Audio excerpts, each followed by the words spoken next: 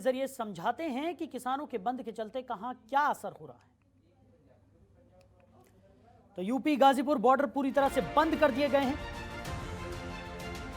Gurgaon Delhi border पर 5 kilometre लंबा जाम देखने को मिल रहा है। अबोहर और गंगा नगर हाईवे भी बंद कर दिया गया है। रोहतक जींद हाईवे पर किसान बैठ गए हैं, लगातार प्रदर्शन कर रहे हैं। डीएनडी पर भी लंबा जाम देखने को मिल रहा है।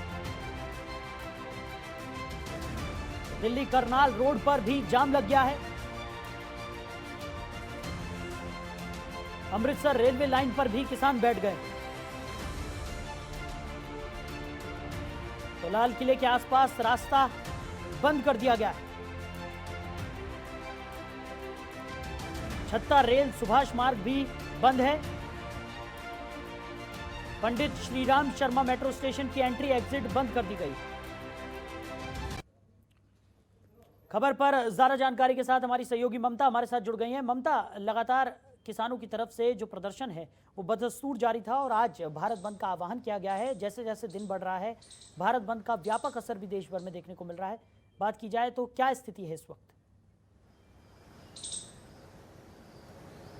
जी बिल्कुल साहिल, देखिए जहां तक स्थिति का सवाल है तो स्थिति सामान्य नहीं है। तमाम जगहों पर जो एंट्रेंस है, खासतौर पे देश की राजधानी दिल्ली में, वहां पर जाम का सामना लोगों को करना पड़ रहा है। चाहे टीकरी बॉर्डर से जब आप अंदर आते हैं या फिर गाजीपुर बॉर्डर की बात करें या फिर डीएनडी की बात करें, तो इन तमाम जगहों पर लोगों को जाम का सामना करना पड़ रहा है। थोड़ी देर पहले आप सुना रहे थे राकेश टिकैत को, जिनका साफ तौर पर कहना था और लोगों से ये अपील भी कर रहे थे कि अगर आपको बाहर निकलना है, घर से बाहर जाना है, जरूरी काम है और जाना अनिवार्य है, तो आप लंच के बाद जाएं। यानी कि साफ तौर पर राकेश टिकैत भी ये लोगों से अपील कर रहे थे कि लंच के बाद जाइए ताकि जाम का कम सामना करना पड़े। साथ ही उनका ये भी कहना था कि लोगों से ये भी अपील है कि वो सहयोग करें किसान आंदोलन का, ताकि ये जो आंदोलन है सफल बने। साथ ही व्यापारियों से भी अपील की गई है कि वो भी अपनी दुकानों को बंद रखें ताकि जो किसान जो है संदेश केंद्र सरकार को देना चाहते हैं वो असर हो। क्योंकि देखा जाए तो लंबे समय से जो किसान है वो धरने पर बैठे हैं, अन्नदाता सड़क पर है, आंदोलन कर रहे हैं और लगातार ये मांग कर रहे हैं कि 3 कृषि कानून, जो काला कानून जिसको लगातार किसान नाम दे रहे हैं, उसको वापसी की लगातार मांग कर रहे हैं। हालांकि अभी केंद्र सरकार में जो कृषि मंत्री हैं नरेंद्र सिंह तोमर, उन्होंने ये साफ तौर पर कहा है कि किसान अगर चाहते हैं तो हम कानून को कुछ समय तक के लिए स्थगित कर सकते हैं, फिर यूं अगर वो चाहें तो उसमें हम कुछ समय के लिए उसमें परिवर्तन भी किया जा सकता है, स्थगित किया जा सकता है। ये तमाम वो विकल्प है जो केंद्र सरकार की तरफ से किया गया है। लेकिन अगर किसानों की बात करें तो कहीं से भी किसान इस मूड में दिखाई नहीं दे रहे हैं कि वो केंद्र सरकार से बातचीत करना चाहते हैं। क्योंकि जब राकेश टिकैत से ये पूछा गया कि आप केंद्र सरकार से बात करना चाहते हैं, तो उनका ये कहना है कि सबसे पहले केंद्र सरकार वो 3 काला कानून वापस ले। जबकि केंद्र सरकार का ये कहना है कि अगर किसान चाहते हैं तो संशोधन मुमकिन है या फिर इस कानून को कुछ समय तक के लिए स्थगित भी किया जा सकता है। लेकिन किसान को चाहिए कि वो बातचीत के मंच पर आए। लेकिन जहां तक किसानों का सवाल है, लगातार विरोध प्रदर्शन जारी है, वो बातचीत करने के मूड में दिखाई भी नहीं देते हैं और केंद्र सरकार भी इस मूड में दिखाई नहीं दे रही है कि इस कानून को वो रद्द करेगी। तो सवाल यही उठता है साहिल कि जिस तरीके से स्थितियां बनी हुई हैं, आखिरकार ये आंदोलन कब तक चलेगा? और जब से ये आंदोलन शुरू हुआ है तब से देखा जाए तो लोगों को खासी दिक्कतों का सामना भी करना पड़ रहा है। क्योंकि अगर गाजीपुर बॉर्डर की बात करें तो वहां से जो लोग आसपास के लोग रहते हैं उनको काफी दिक्कतों का सामना करना पड़ता है। और अगर आज की हम बात करें तो तमाम जगहों पर जाम की स्थिति बनी हुई है, लोग परेशान हैं और लोग अभी तक अपने दफ्तर तक नहीं पहुंच पाए हैं। कुछ स्थिति दिल्ली एनसीआर का कुछ ऐसा ही है। किसानों की अगर बात करें तो वो लगातार लोगों से अपील कर रहे हैं कि उनका सहयोग करें। हालांकि किसान संयुक्त मोर्चा की तरफ से ये जरूर कहा गया है कि अगर कोई एम्बुलेंस या फिर जरूरी सेवाओं से जुड़े हुए लोग हैं जो वहां से गुजरना चाहते हैं, जाना चाहते हैं, तो उनको रोका नहीं जाएगा, उनके रास्ते में कोई बाधक नहीं बनेगा किसान आंदोलन। लेकिन देखना यही होगा कि आखिरकार ये स्थिति कब तक बनी रहती है। हालांकि अगर आज की हम बात करें तो 4 बजे तक बंद का आह्वान किया गया है, यानी कि स्थितियां शाम तक कुछ ऐसे ही देखने को मिलेंगी। वहीं दूसरी ओर अगर हम टिकरी बॉर्डर के आसपास के इलाके की बात करें तो वहां पर मेट्रो स्टेशन भी बंद कर दिया गया है ताकि किसान जो है या फिर ज़्यादा समस्या उत्पन्न ना हो। लेकिन सवाल यही उठता है साहिल कि लंबे समय से अन्नदाता सड़क पर है, सरकार अपने रुख से पीछे हटने को तैयार नहीं है और जहां तक किसानों का सवाल है लगातार वो भी अपने रुख पर अड़े हुए हैं। तो ऐसे में बीच का रास्ता निकलेगा कैसे? जिस तरीके से लगातार ये आंदोलन चल रहा है उसको लेकर भारतीय जनता पार्टी के तमाम नेता ये कह रहे हैं ये किसान नहीं है बल्कि राजनीति से प्रेरित लोग हैं, जो राजनीति करना चाहते हैं, सियासतदान हैं, वही लोग इसमें शामिल हैं। वहीं दूसरी ओर अगर राजनीतिक दलों की बात करें तो कांग्रेस पार्टी, आरजेडी समेत तकरीबन 10 राजनीतिक दल हैं जो किसानों के इस बंद का समर्थन कर रहे हैं।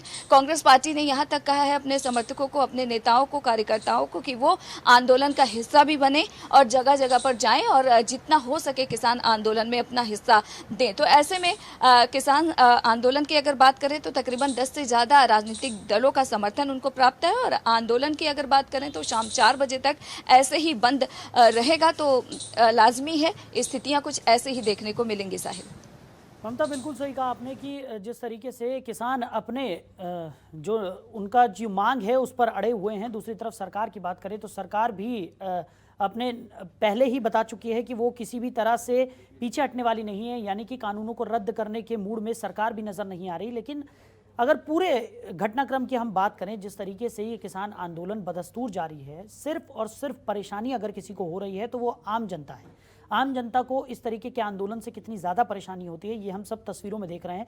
लंबे लंबे जाम लग गए हैं, अलग अलग जगहों पर देखने को मिल रहा है कि किसानों का प्रदर्शन बदस्तूर जारी है। रेलवे ट्रैक्स पर किसान प्रदर्शन कर रहे हैं, रेल रोकी जा रही है। आवागमन की बात करें तो लोगों को खासा परेशानी होती है। ऑफिस टाइमिंग है, सुबह सुबह लोग अपने ऑफिस के लिए रवाना होते हैं और इस तरीके से इतने लंबे लंबे जाम में लोगों को फंसना पड़ रहा है। तो आखिर इसका जिम्मेदार कौन है और आखिर क्या वजह है कि ये जो समस्या है उसका निराकरण यहाँ पर नहीं हो पा रहा? क्योंकि दोनों ही तरफ से, दोनों ही पक्षों की अगर हम बात करें, चाहे वो किसान हो चाहे वो सरकार हो, दोनों ही अपने अपने रवैये पर अड़े हुए हैं।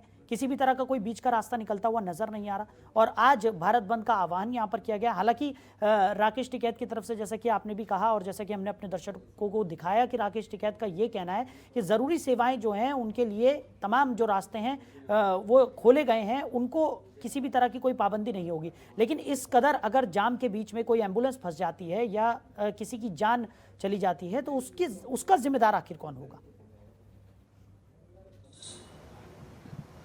जी बिल्कुल साहिल, बड़ा सवाल यही है कि आखिरकार अगर कोई एम्बुलेंस फंस जाती है तो उसके लिए जिम्मेदार कौन होगा? संयुक्त किसान मोर्चा की अगर बात करें, उनका ये कहना है कि आंदोलन 10 महीने से चल रहा है, यानी कि अब 10 महीने तक हो चुका है कि इस सड़क पर किसान बैठे हुए हैं। उनका कहना है कि इसके लिए जिम्मेदार केंद्र सरकार है। केंद्र सरकार कहती है कि इसके लिए वो राजनीतिक दल जिम्मेदार हैं जो लगातार किसानों को गुमराह कर रहे हैं, और किसान है कि केंद्र सरकार की बात सुनने को तैयार नहीं है, केंद्र सरकार अपने रुख से पीछे हटने को तैयार नहीं है। तो सवाल यही खड़ा होता है साहिल कि आखिरकार इस समस्या का हल निकलेगा कैसे? क्योंकि अगर राकेश टिकैत की बात करें तो वो लगातार ये आह्वान भी करते रहे हैं कि आंदोलन और बंद तो अपनी जगह है, दूसरी ओर उनका ये कहना है कि जहां जहां पर भी चुनाव होगा वो भारतीय जनता पार्टी के खिलाफ, जो सेंटर में गवर्नमेंट है उसके खिलाफ वो प्रचार करेंगे। केंद्र सरकार ये कहती है कि राकेश टिकैत का ये जिस तरीके से बयान सामने आ रहा है उससे साबित होता है कि वो सियासत कर रहे हैं। उनका जो मकसद है वो किसानों के हितों को लेकर नहीं है बल्कि वो राजनीति करना चाहते हैं, और इससे पहले राकेश टिकैत 1-2 बार चुनाव भी लड़ चुके हैं। तो लगातार कहीं ना कहीं समस्या अपनी जगह जस की तस बनी हुई है। आरोप प्रत्यारोप का सिलसिला जारी है और इसके बीच में जो समस्या का सबसे ज्यादा शिकार हो रही है वो है आम जनता। क्योंकि अगर जहां जहां पर आंदोलन पर किसान बैठे हुए हैं वहां के आसपास के लोगों से अगर उनकी व्यथा हम जानने की कोशिश करें तो लोग बहुत ज्यादा परेशान है। अस्पताल जो नजदीकी है वहां पहुंच नहीं पाते हैं, जहां भी जाना है वहां समय पर पहुंच नहीं पाते। जहां पहले 25 मिनट में पहुंचते थे, आज की तारीख में उनको 2 से 2.5 घंटे का वक्त लगता है जाने में। तो कहीं ना कहीं समस्या लगातार बनी हुई है और यही वजह है कि इससे पहले सुप्रीम कोर्ट में कई याचिकाएं दाखिल हुई। NHRC में लोगों ने अपनी गुजारिश लगाई है कि इस आंदोलन का कोई समाधान निकलना चाहिए या फिर आंदोलन को तमाम जो बॉर्डर हैं वहां से किसी अन्य जगह पर शिफ्ट कराना चाहिए ताकि आसपास के जो लोग हैं उनको समस्या का जो सामना करना पड़ रहा है उससे निजात मिल सके। तो कहीं ना कहीं समस्या तो बनी हुई है। सवाल यही है कि आखिरकार इस समस्या का हल निकलेगा कैसे? अगर राजनीति की बात करें तो कांग्रेस पार्टी समेत तमाम राजनीतिक राजनीतिक दल ये कहती हैं कि किसान जो मांग कर रहे हैं वो जायज है, केंद्र सरकार को वापस लेना चाहिए। केंद्र सरकार ये कहती है कि हम किसानों से ये जानना चाहते हैं कि जिस काले कानून की वो लगातार बात कर रहे हैं, आखिरकार वो काला कानून है क्या, वो कौन सा कानून है जिसकी वो वापसी की बात करते हैं। दूसरी ओर अगर किसानों की बात करें साहिल, तो उनसे जब पूछा जाता है कि काला क्या है, तो वो काला बताने को तैयार नहीं होते कि आखिरकार कृषि कानून में काला क्या है। केवल वो एक बात लंबे समय से कह रहे हैं कि 3 कृषि कानून, काला कानून वापस होना चाहिए। काला क्या है उसमें वो भी बताने को तैयार नहीं है। तो ऐसे में जो असमंजस की स्थिति है लंबे समय से कायम है। सवाल यही उठता है कि आखिरकार इस समस्या का समाधान होगा कैसे, क्योंकि आने वाले समय में देखा जाए तो कई राज्यों में विधानसभा चुनाव भी है और किसान अपने रुख पर अड़े हुए हैं, जनता इसके बीच में पिस रही है। बिल्कुल बिल्कुल सही कहा ममता आपने कि इस पूरे घटनाक्रम में जनता को ही परेशानी का सामना यहाँ पर करना पड़ रहा है। हमारे साथ जुड़ने के लिए, इस तमाम जानकारियों के लिए आपका शुक्रिया।